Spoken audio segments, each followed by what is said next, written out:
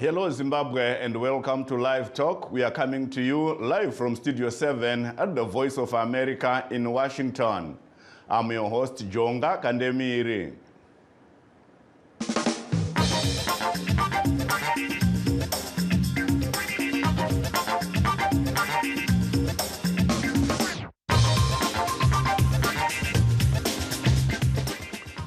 Today on Live Talk, we are discussing what the departure from the main opposition Citizens Coalition for Change, or CCC, or founding President Nelson Chamisa and the subsequent fight for control of the party means to Zimbabweans in the diaspora. But first, a look at what is happening elsewhere. Last year, Somali farmers faced the dual threats of drought and flooding. Jamal Ahmed Osman spoke with farmers who shared their experiences of how extreme climate conditions are taking a toll. This in this report narrated by VOA's Arash Arabadaz. Here in Kalundi village in the Middle Shabelle region, about 90 kilometers north of Somalia's capital Mogadishu, farmer Ismail Hassan is among many who say they felt the impact of climate change.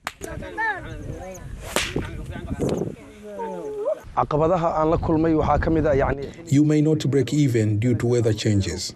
When ready to cultivate, you might lack water for the seeds due to drought, or excess water can break riverbanks during rain seasons, posing a challenge. Another farmer, Mude Osman, now displaced in Jowar district, says too much and too little water have forced him to leave his farm twice. Our harvest is affected by climate change, facing floods and droughts each year. When water submerges, we must relocate. The same occurs during the drought season. Jowar district farmer Jamalo Ahmed Safar also says the drought has impacted farming in this area. For the past 4 years, we've endured persistent droughts, and each time we saw our crops, the river runs dry. Heavy rains and floods affected more than 1.2 million people late last year, according to the United Nations, following years of drought that caused near-famine conditions. Activists like Abdul Kadir Abba Noor say climate extremes are causing food scarcity in the country. In Somalia, we need real change and action to address climate change issues which affected the whole country, especially for the farmers and for all other sectors. Farmers and climate activists like Abba Noor worry about long-term decreases in food production and the impacts on the country as climate extremes become more common. For Jamal Osman in Mogadishu, Somalia, Arash Arabasadi, VOA News. Former Zingeza West Member of Parliament and veteran opposition politician Job Sikhala was freed from Chikurubi maximum remand after he was freed last night after Harare magistrate gave him and his co-accused Chitungwiza North lawmaker Godfrey Stole a wholly suspended 2-year prison sentence. Sikhala spent 19 months in remand prison. He speaks with Studio 7 from the comfort of his Chitungwiza home. The truth of the matter is that I have never saw or known a person called Sengezo Chamango. If we meet in the streets today, we can pass each other. He might know me, but myself, I don't know him. All my life long. What I only later heard from other colleagues is that he joined MDCT in 2005 after the split in the MDC party at that material time and became the MDCT provincial chairman for Matabele North. So those people who know him are those people who have been working with him in the MDCT party. But myself, I've never ever met him. I never talked to him. I don't know him. And I don't know even his own intentions. So he is the person whom I don't know. I would be interested to see him. I was also told that during my court proceedings, his lawyers came and tried to talk to me as if they were part of the crowd that have come to give me solidarity. only for me to be told by my other colleagues in the legal profession that, did you know those people who have greeted you? They are so and so and so from Chavanku scheme. I was shocked myself. But however, solidarity, you must expect it from anyone. Do you understand what I'm saying? But Chavanku, I don't know him, frankly speaking. And you can phone him to ask him whether he has met me anywhere and describe how I look like. That would be the best way, despite having seen my pictures on the news or in the internet. I don't know the guy. Vasikhala vatorawo mukana wekutenda sangano reshamwari dzavo dzairwira kuti vaburitswe muusungwa re-Free Job Sikhala Solidarity Movement, iro vati rakasara richimira nemhuri yavo munguva yose yavanga vari mujeri vakamirira kutongwa. Job Sikhala Solidarity Movement nebasa guru ravakaita. Vamasaraure netimu yavo, vaobed Masaraure netimu yavo, vakaita basa rinoshamisa munyika. Sezvo muchiziva kuti ndanga ndarashwa navanhu vese vandanga ndichitarisira kwavari kuti kungabva rubatsiro. Pavakatanga kutora basa iri reSolidarity Movement, vakaita zvishamiso. Vanhu vese nepasino rose vakatanga kusumuka muwandu hwavo kuuya kuzopa rutsigiro. Saka ndinovatenda vakomana nevasikana veJob Sikhala Solidarity Movement nebasa ravakaita. Hatisi kuzoparadza the Job Sikhala Solidarity Movement nokuti handizivi kuti muvengi wangu ari kundirongera zvipi. Saka ndezvokuti haungati mauto chitsvetai zvombo pasi nokuti hondo yapera, aiwa bodo, hatizivi kuti muvengi ari kuronge zvipi. Saka tiri kutoramba tichitosimbisa Job Sikhala Solidarity Movement iyoyi kuti irambe iripo ichisimba ichigwinya tichigadzira ramangwana. And now back to our topic. Zimbabweans at home and abroad were shocked to learn that Citizens Coalition for Change President Nelson Chamisa quit the outfit he founded in 2022, claiming that the opposition was hijacked by ZANU-PF. Some Zimbabweans in the diaspora went home to vote in 2018, hoping that the new outfit was going to bring the much-needed change in the country. With his departure and the fight for control rocking the opposition, where does this leave Zimbabweans in the diaspora, and what are those in the diaspora doing to bring sanity in the politics bedeviling Zimbabwe? Please stay tuned as we take a brief break. In times of change, when the world seems uncertain and what we hear doesn't reflect what we see, we seek the truth. When we are told only part of the story, we lose trust. In moments of crisis, our dreams, hopes, and wishes for a better tomorrow depends on a free press. At Voice of America, we bring you the stories that people take risks to see. We connect the world and unite it with truth. At Voice of America, we show you the whole picture. For those that have just joined us, please note that we are streaming live on our Facebook pages, VOA Shona, VOA Studio 7, and VOA Ndebele. We are also live on YouTube, VOA Zimbabwe. And to discuss this issue of Chamisa's resignation from CCC and the fight to control the opposition party, we are joined by political analyst Dr. Chipodendere, who is in South Africa, Professor Elliot Masocha, who is in Ohio, USA, and Mr. Tawanda Dzokora, who is in North Dakota, also in the USA. Welcome to the program, ladies and gentlemen. Thank you. Thank you, Muria Zimbabwe. Thank you so much. Let me start with you, Mr. Dzokora. The departure of Mr. Chamisa from CCC seems to have thrown the opposition party into disarray. Do you think this will also affect Zimbabweans in the diaspora? It definitely will, because as Zimbabweans in the diaspora, we aspire to be home, to be with our relatives. We want to attend funerals with our friends and family. We want to celebrate with friends and family in Zimbabwe. So we were hoping that 2023 was going to bring the much needed change, but unfortunately it did not. In any case, the struggle continues, luta continua. We sincerely believe that change is nearby, change is going to come.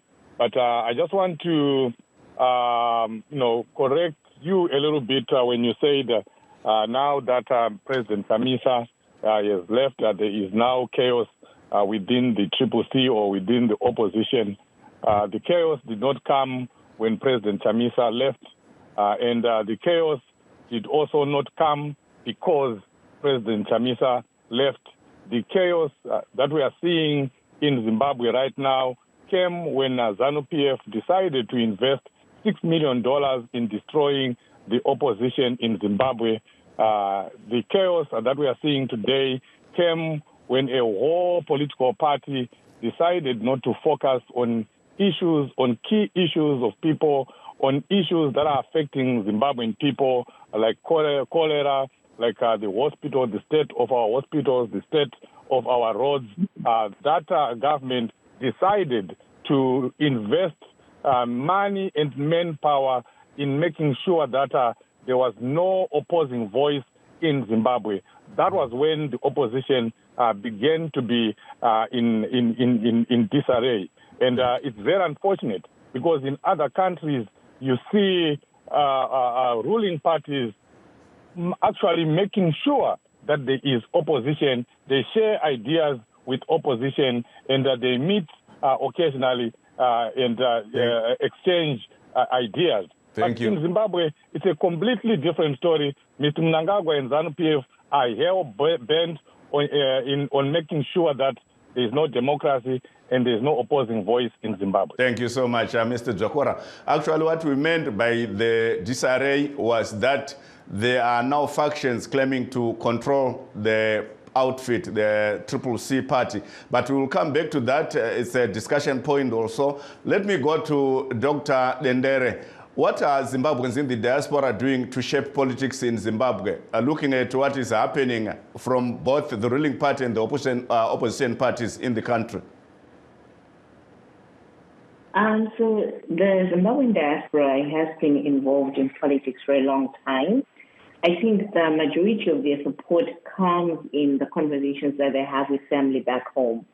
Over the years, we've seen a decline in the diaspora that can go back home and vote, but people are constantly having conversations with their families to influence their support one way or the other.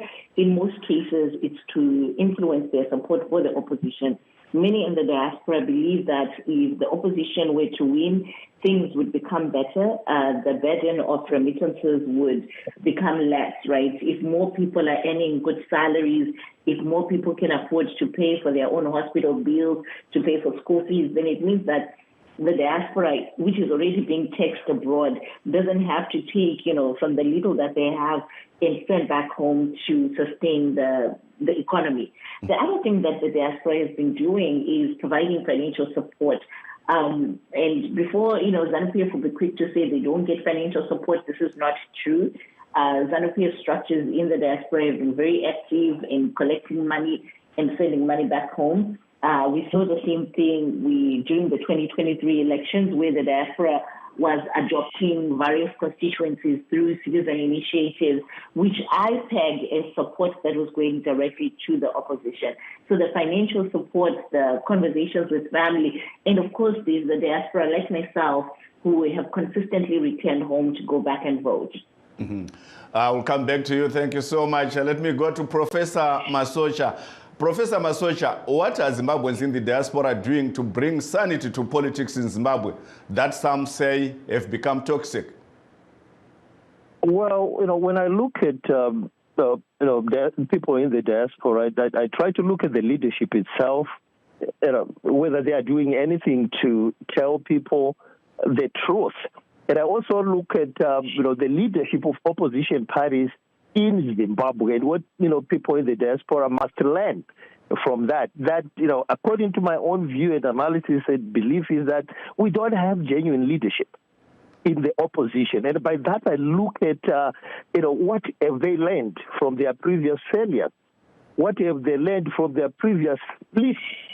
And nobody can tell me that he sees sense or strength in splitting from the main MDC to multiple MDCs to CCC, and now another split again. And every time that happens, we hear that we are going to beat ZANU-PF. Elections have been rigged. SADC, EU, United Nations, etc. will do that. And all that has never come to be true. And then we get in another elections again. So people in the diaspora must learn and scrutinize their leadership, whether they are telling the truth or not, besides just blaming ZANU-PF, which is, to me, is 100% student politics that I experienced at UZ. They never blame themselves. The question is, Mr. Dokora, when you blame ZANU-PF, it may be okay, but my question is, what are you going to do about it besides just blaming and blaming and blaming without doing anything? You blame people you cannot change. We only succeed when we begin to blame ourselves, that we don't have a strategy. We don't have the structures that allow people like Mr. Chabangu to just come out and succeed and chase the leader, or the leader chases himself. Where on earth have you ever seen a leader who forms a party, abandoning that party and then try to form another one? Which politics is that? I've never seen anything like that. Somebody who jumps from MGC or kicked from MGC, now from CCC, now is out again, and we still believe in that type of leadership. People in the diaspora, wake up and read constitutions of your political parties, constitutions of your country, and see how things are done. Whom are you supposed to follow and why? We need to look into ourselves in the diaspora to see whether we know whom we are following or not. Liberation struggle movements or political parties are not easy to take power from. Thank you. Okay? Thank you so much, Professor Masocha. I know Mr. Jokora is itching to respond to what you just said. Mr. Jokora. Yes, thank you very much. I appreciate what Dr. Masocha is trying to say, but he is saying the very same things that he is accusing us of. He is blaming us. He's talking about the blame game. But, while he's pointing a finger at us, 4 fingers are pointing right back at him because he's doing the same thing that he is accusing us of. He's blaming the opposition. I'm not in the opposition. I'm not in the opposition. Which is tantamount to blaming the victim, in Zimbabwe. The opposition leadership, the opposition members have been at the receiving end of a very ruthless regime. Ever since we started this struggle, Zimbabwe has lost more than 3,000 innocent lives, on the hands of ZANU-PF. And the biggest mistake that we make as Zimbabweans is that we try to compare what is happening in Zambia, in South Africa, and other countries. Yeah. But we forget that Zimbabwe is completely different. In Zimbabwe, we do not have a civilian government. In Zimbabwe, we do not have a democratic government. We have a government that is in power because it took over power by a coup. It's a military government. It's not Mr. a civilian government. If I may chip in there, the environment that we are operating in is very different from other environments. Let me just say this very important point. If we were going to take President Obama or Nelson Chamisa's namesake, Nelson Mandela, and we put him in the Zimbabwean hostile political environment, they would still be where we are today. Because of the people that we are working with, because of the government that we have, they do not want any opposing voice. They want a one-party state in Zimbabwe, and they are doing everything at their disposal, using the state institutions to ensure that there is no opposing voice in Zimbabwe. So my question to you, Mr. Jokora, was, so does this mean that nothing is going to change in Zimbabwe because ZANU-PF is going to maintain that grip? Exactly. No. everything is going to change because the people of Zimbabwe are determined. The people of Zimbabwe know exactly what is happening. Even if you go to Zimbabwe, they know that the problem is determined. Rambai muri parunhare vadzokora titore muteereri wekutanga pane muteereri aripo. Alo? Takasimba makadiwo baba, mungataurisawo munzwikwe? Right, regai nditaure sekutaura kuri kudiwa. Ndiani ava? Muri kutaura naPrince Moyo ari kuSouth Africa Polokwane. Taura henyu mukoma Prince Moyo. Ya, zvakaita ndezvekuti hongu vachamisa vakaita mafungira avakanga vaita. Asi mukufunga ikoko chinoitika ndechekuti izvezvi zvitese way forward patiti takamira takasika ende takatarisa kwavari futi kuti way forward yavo ndeipi, but so far tisatanzwa information yakazara yekuti way forward yavo ndeyekudii. Chatiringoziva ndechekuti pavari vakaita step down ende step down yavo tiita kutora like kupererwa oro vane zvavafunga, saka pasina kuti titange tanzwa chakajeka chavafunga tinenge tiri panguva yakaoma yekuti tikuziva kuti tikuendepi tichibvepi. Thank you so much, Mkoma Prince Moyo Maita Basa. And Mkoma Prince Moyo wari Polokwane ku South Africa. Let me go back to Mr. Dzokora, 30 seconds, and you finish what you wanted to say, and then we go to Dr. Dendere.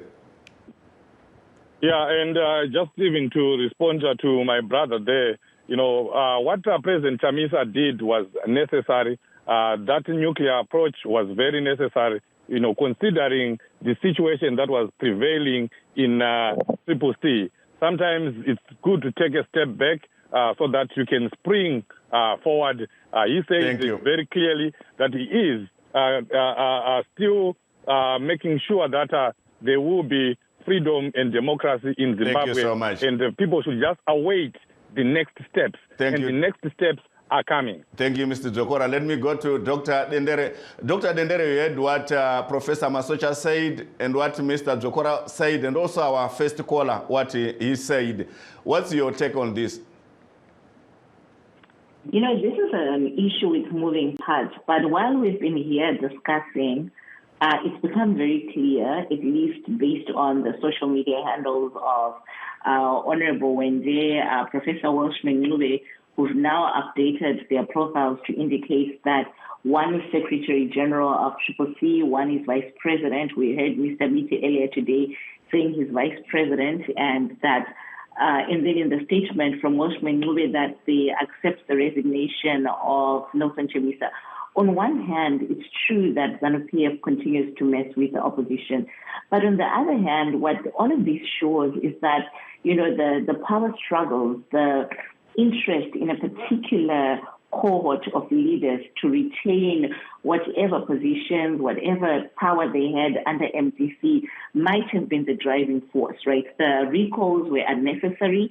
It's hard to imagine that Chabangu would have worked without the blessing of Welshman Nube, at least without Wende being in the know, with no engagement from these people. So a lot of what we will see in the coming days is that the struggle we've seen since August is internally orchestrated, and what ZANU-PF then did was to capitalize on whatever weakness already existed.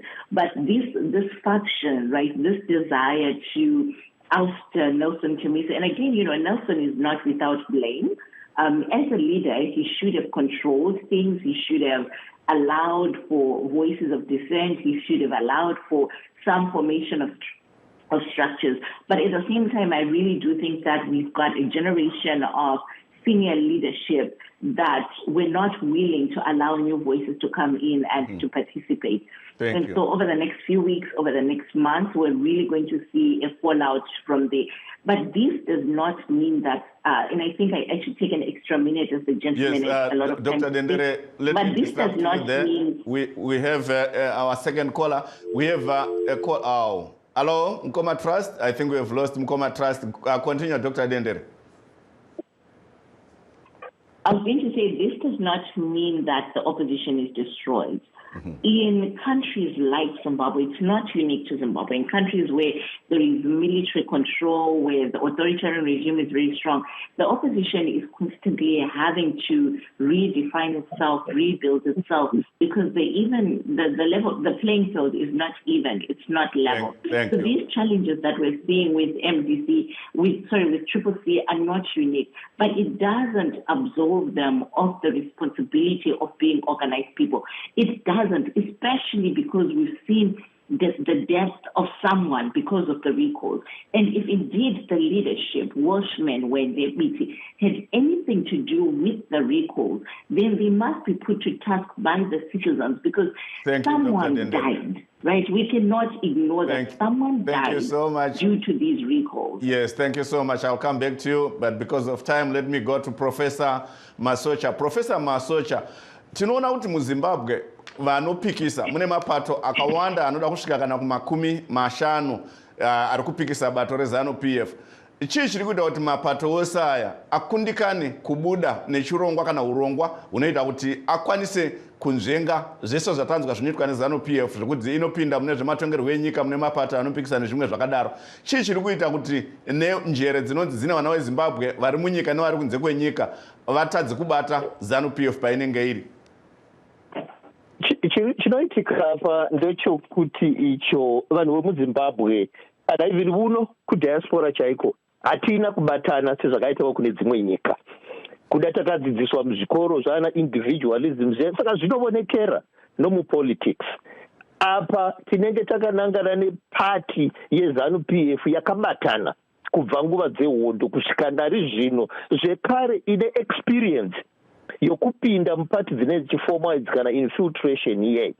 Isusu vomuZimbabwe patinozofoma zvimapati zvedu hatinatsi kuzviongorora kuti watinofoma naye pati ndiani, watinozopa mamwe masimba ndiani. Zvekare tine weakness hombe yokusazvishora. Ndosaka ndichiteerera zvazvitaurwa nana Dr. uri South Africa vataura zvinhu zvinomusoro kuti hazvirevi kuti Nelson Chamisa haana blame, hazvirevi kuti opposition haina blame, hazvirevi kuti ZANU-PF chete ndiye inongoshoreka kana tichida kuchinja nokusimba mupolitical party. Ngatitange tazvishora isu pachedu. Chii chatiri kuita vadzokora ZANU-PF zvairi kuita izvozvo? Tinzwe vadzokora nokuti nguva dzamhanya.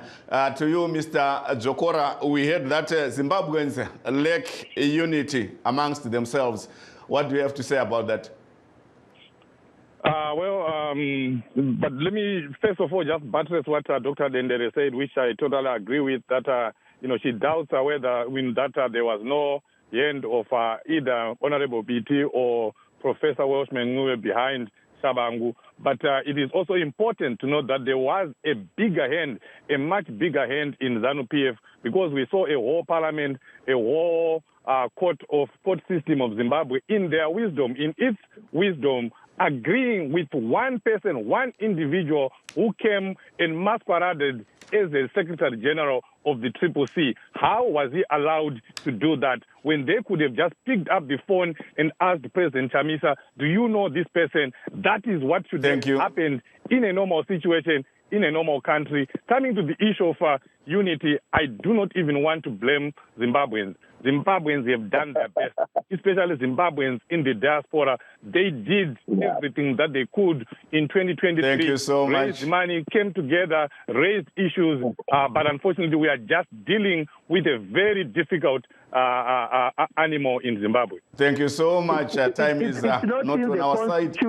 Yes, it's not in the Constitution, Mr. Dzokora, to call Mr. Chamisa. Let's look at it. Look into the Constitution of the country. Look into the Constitution of the political party. Thank you, Professor Masocha. Our time, we don't have time. We are working on having extra time in this discussion because when it's our time up, that's when it starts heating up.